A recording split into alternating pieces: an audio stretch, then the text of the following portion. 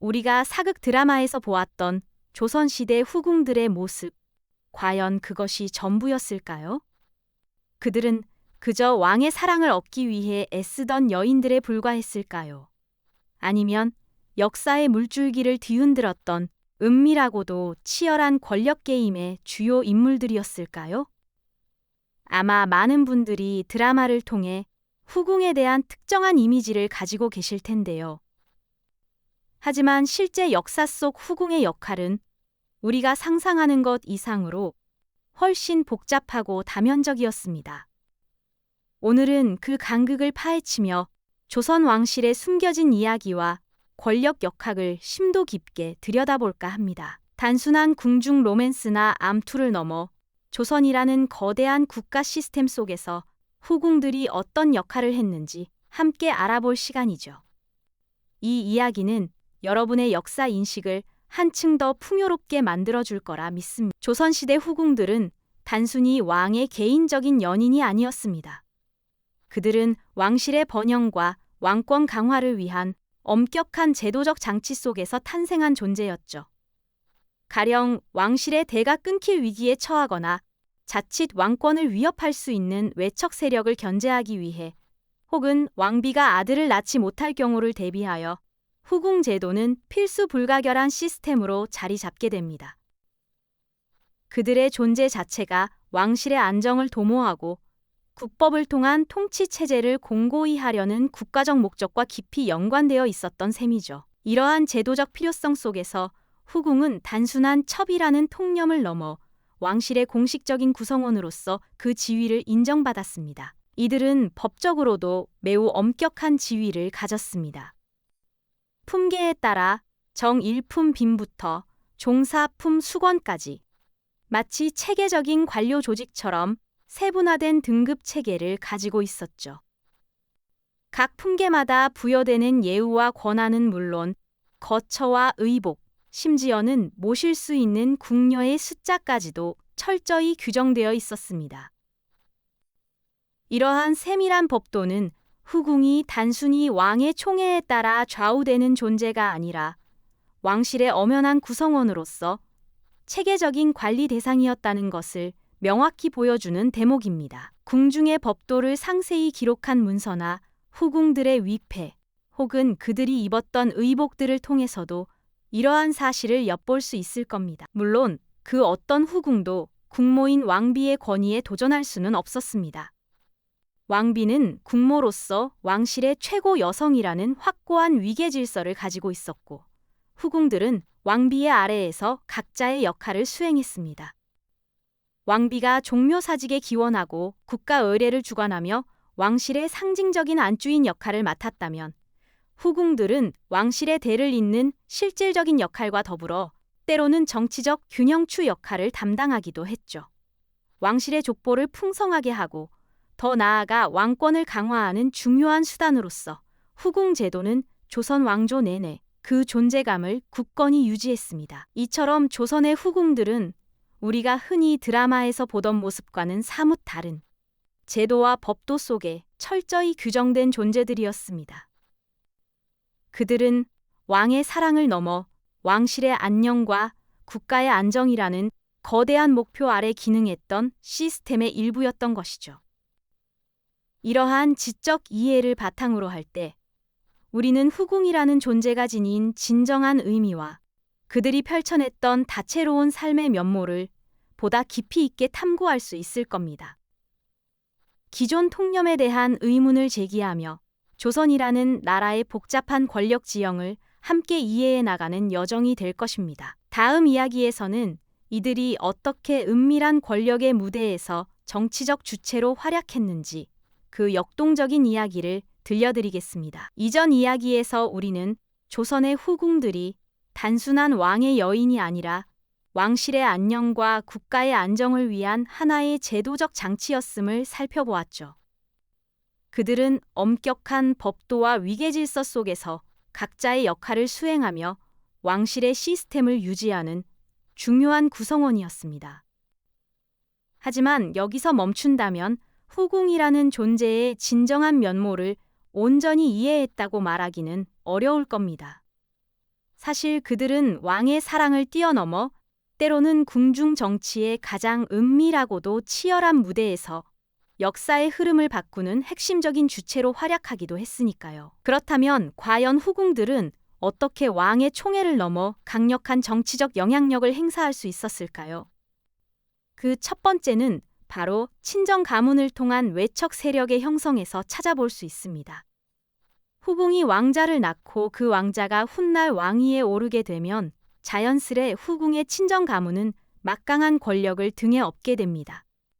한미했던 가문도 하루아침에 국정의 중요한 요직을 차지하고 조정의 주요 정책 결정에 깊이 관여하며 정치적 지형을 뒤흔드는 일이 비일비재했죠. 마치 뿌리를 내린 나무가 점차 가지를 뻗어 숲을 이루듯 후궁 개인의 존재가 하나의 거대한 가문 세력으로 확장되어 나가는 모습이라고 할 수 있습니다. 이 과정에서 왕실은 강력한 외척의 등장으로 왕권이 강화될 수도 있었지만 반대로 외척 세력의 견제가 너무 강해져 왕권이 약화되는 부작용을 겪기도 했습니다. 두 번째로는 왕이 계승 문제에 직접적으로 개입하여 파벌을 형성하고 권력 암투의 중심에 섰던 사례들을 들 수 있습니다. 왕에게는 여러 후궁이 있었고 각 후궁에게서 태어난 왕자들은 저마다 왕위 계승의 잠재적 후보가 되었죠. 자연스럽게 후궁들은 자신의 아들을 왕위에 올리기 위해 치열한 물밑 작업을 벌이게 됩니다. 이는 단순히 아들의 출세를 바라는 어머니의 마음을 넘어 자신의 생존과 친정 가문의 번영까지 걸린 필사적인 투쟁이었습니다. 궁궐 안에서는 은밀한 서신이 오가고 침전에서는 왕의 마음을 움직이려는 지략이 펼쳐졌으며 조정 대신들은 어느 왕자에게 줄을 서야 할지 고뇌하는 긴장감 넘치는 상황이 연출되곤 했습니다. 한 후궁의 선택과 행동이 왕실 전체의 운명을 좌우하고 나아가 국가의 미래까지 결정짓는 중요한 분기점이 되기도 했으니 그들의 존재감이 얼마나 막중했는지 짐작할 수 있을 겁니다. 이처럼 조선의 후궁들은 단순히 왕의 사랑을 독차지하려는 여인이 아니었습니다. 그들은 왕실의 번영과 왕권 강화라는 대의 명분 아래 혹은 자신의 생존과 가문의 영달을 위해 치밀한 전략과 전술을 구사하며 궁중 정치의 핵심 플레이어로 활동했습니다. 때로는 왕의 총애를 지렛대 삼아, 때로는 자신의 아들을 방패 삼아 궁궐이라는 거대한 체스판 위에서 한 수 한 수 신중하게 수를 두었던 것이죠. 그들의 활약은 왕권의 안정에 기여하기도 했지만 때로는 격렬한 당쟁을 촉발시키거나 왕실의 위기를 초래하기도 했습니다. 조선이라는 나라의 복잡한 권력 지형 속에서 후궁들은 결코 주변부에 머무는 존재가 아니었음을 알 수 있습니다. 오히려 그들은 역동적인 정치의 한복판에서 영향력을 행사했던 실질적인 주체였습니다. 우리가 흔히 접하는 드라마 속 이미지와는 달리 실제 역사 속 후궁들은 제도와 사랑, 그리고 권력이 교차하는 지점에서 자신만의 드라마를 써내려갔습니다. 그들의 삶은 화려함 뒤에 숨겨진 치열한 생존 경쟁이자 복잡한 이해관계가 얽힌 권력 게임의 장이었던 셈이죠. 다음 시간에는 이처럼 다채로운 면모를 지닌 후궁들이 개인으로서 겪었던 인간적인 고뇌와 욕망, 그리고 그들을 억압했던 사회적 제약에 대해 좀 더 깊이 있게 이야기해보는 시간을 갖겠습니다. 네, 지난 시간 드라마 속 후궁과는 사뭇 다른 정치의 한복판에서 실질적인 주체로 활약했던 그들의 모습을 살펴보셨죠? 이제는 그 화려한 궁궐의 장막 뒤에서 한 인간으로서 후궁들이 겪어야 했던 개인적인 고뇌와 뜨거운 욕망, 그리고 그들을 옥죄었던 사회적 제약들에 대해 좀 더 깊이 들여다볼 차례입니다. 과연 그들은 어떤 삶을 살았을까요? 궁궐에 발을 들여놓는 순간부터 후궁들에게는 새로운 세상이 펼쳐졌을 겁니다. 이곳은 단순히 왕의 사랑을 받는 공간이 아니라 자신과 가문의 미래를 걸고 치열하게 경쟁해야 하는 삶의 전쟁터였으니까요. 후궁의 지위는 단순히 왕의 총애만으로 결정되는 것이 아니었습니다. 엄격한 궁중법도와 신분제도 속에서 그들은 높은 지위에 오르기 위해 끊임없이 노력해야만 했죠. 때로는 뛰어난 학식과 교양으로 왕의 지적 동반자가 되려 했고, 때로는 예의 바른 행동과 겸손한 태도로 주변의 신뢰를 얻으려 애썼을 겁니다. 이 모든 과정이 그들의 생존이자 다음 단계로 나아가기 위한 발판이었던 셈이죠. 어쩌면 오늘날 우리가 직장에서 승진을 위해 고군분투하는 모습과 크게 다르지 않았을지도 모르겠습니다. 특히 자녀의 존재는 후궁들에게 있어 그 무엇보다 중요한 미래 설계의 핵심이었습니다. 왕자를 낳는다는 것은 단순히 한 아이를 얻는 것을 넘어 자신의 지위를 공고히 하고 심지어는 왕실 내에서 자신을 둘러싼 정치적 입지를 강화할 수 있는 가장 확실한 방법이었으니까요. 한 아이가 태어날 때마다 궁궐 안팎의 시선이 집중되었고 그 아이의 성별과 장래는 후궁 자신의 운명과 직결되는 문제였죠. 어미의 품에 안긴 어린 왕자를 보며 그들은 어떤 꿈을 꾸었을까요? 아마도 자녀가 무사히 성장하여 훗날 왕위에 오르거나 최소한 왕실의 중요한 인물이 되어 자신의 삶의 든든한 울타리가 되어주기를 간절히 바랐을 겁니다. 그러나 이러한 희망 속에는 늘 불안과 초조함이 그림자처럼 따라다녔을 테죠. 후궁의 삶이 언제나 순탄했던 것만은 아닙니다.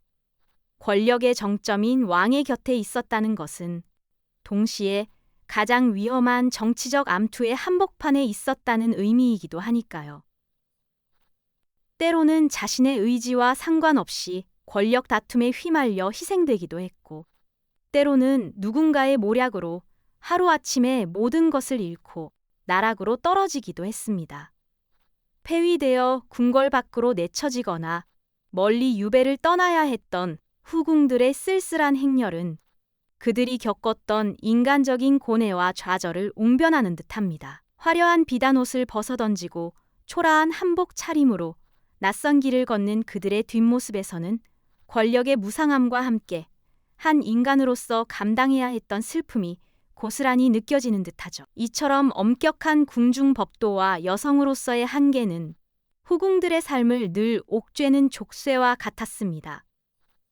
개인적인 감정이나 자유로운 의지보다는 왕실의 안정과 번영을 위한 도구로 여겨지는 경우가 많았으니까요. 사랑하는 사람을 마음껏 사랑할 수도, 미워하는 사람을 대놓고 미워할 수도 없는 삶. 늘 누군가의 시선과 평가 속에서 살아가야 했던 그들의 모습은 어쩌면 금지된 공간 너머의 자유를 갈망하는 새장 속 새와 같았을지도 모릅니다. 하지만 이러한 제약 속에서도 후궁들은 결코 무기력하게 좌절하지만은 않았습니다. 자신만의 방식으로 욕망을 추구하고 생존을 위해 필사적으로 고군분투했죠. 때로는 지혜와 인내심으로 난관을 극복했고, 때로는 과감한 결단력으로 상황을 뒤집으려 했습니다. 그들의 삶은 단순한 권력 욕망으로 설명할 수 없는 복잡한 인간적인 선택과 갈등의 연속이었습니다. 사랑과 질투, 희망과 절망, 그리고 생존을 향한 강렬한 의지가 뒤섞인 드라마였던 셈이죠. 우리는 이들의 이야기를 통해 거대한 시스템 속에서 한 개인이 어떻게 자신의 삶을 개척하려 했는지, 그리고 그 과정에서 어떤 인간적인 고민과 아픔을 겪었는지를 엿볼 수 있습니다. 그들의 삶은 오늘날 우리에게도 많은 질문을 던져주는 듯합니다. 과연 우리는 얼마나 자유롭게 우리의 욕망을 추구하며 살아가고 있을까요? 그리고 우리를 억압하는 보이지 않는 제약들은 무엇일까? 우리가 앞서 살펴보았듯 늘 누군가의 시선과 엄격한 평가 속에서 살아가야 했던 후궁들의 모습은 마치 황금 새장 속에 갇힌 새처럼 금지된 자유를 갈망하는 듯했죠. 하지만 그들은 결코 무기력하게 좌절하지 않았습니다. 자신만의 방식으로 욕망을 추구하고, 때로는 지혜와 인내심으로, 때로는 과감한 결단력으로 난관을 헤쳐나가며 생존을 위해 필사적으로 고군분투했습니다. 그들의 삶은 단순한 권력욕만으로 설명할 수 없는 복잡한 인간적인 선택과 갈등의 연속이었죠. 그렇다면 이처럼 다채롭고 격렬했던 후궁들의 이야기가 조선이라는 거대한 국가 시스템에 과연 어떤 유산을 남겼을까요? 이제 우리는 후궁 제도가 단순히 왕의 사랑을 둘러싼 개인적인 비극이나 로맨스를 넘어 조선이라는 나라의 흥망성쇠와 궁중 문화, 그리고 사회 전반에 걸쳐 얼마나 깊은 영향을 미쳤는지 종합적으로 되짚어볼 시간입니다. 그들은 왕실의 번영과 안정을 돕는 중요한 역할을 수행했지만, 때로는 그들의 사적인 욕망이나 정치적 개입이 왕조의 기반을 뒤흔드는 거대한 파문을 일으키는 태풍의 눈이 되기도 했습니다. 한 왕조의 운명이 특정 후궁의 지위 변화에 따라 요동치고, 궁중의 섬세하고 복잡한 문화는 그들의 존재를 중심으로 다채롭게 피어났으며, 사회 전반에도 왕실의 일원으로서 그들의 존재감은 결코 작지 않았습니다. 우리가 흔히 드라마에서 보아왔던 그저 왕의 총애를 얻기 위해 암투를 벌이는 여인들의 모습이 과연 그들의 전부였을까요? 아닙니다.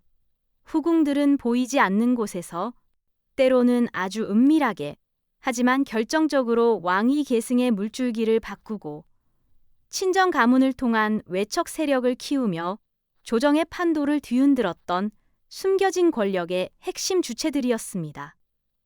그들은 단순한 로맨스의 주인공이 아니라 조선이라는 국가를 움직이는 복잡한 정치 시스템의 필수적인 한 축이었던 셈이죠. 그들의 존재가 단순한 궁중 비화나 가십거리가 아니라 조선이라는 거대한 국가의 정치 시스템과 권력 구조를 이해하는 데 없어서는 안 될 중요한 요소였음을 깨닫는 순간, 우리는 비로소 조선 왕실의 진정한 면모를 마주하게 됩니다. 이처럼 흥미진진한 과거의 역사를 통해 우리는 오늘날의 권력 작동 방식과 우리 사회를 움직이는 보이지 않는 힘, 그리고 인간관계의 복잡성을 깊이 있게 성찰할 수 있습니다.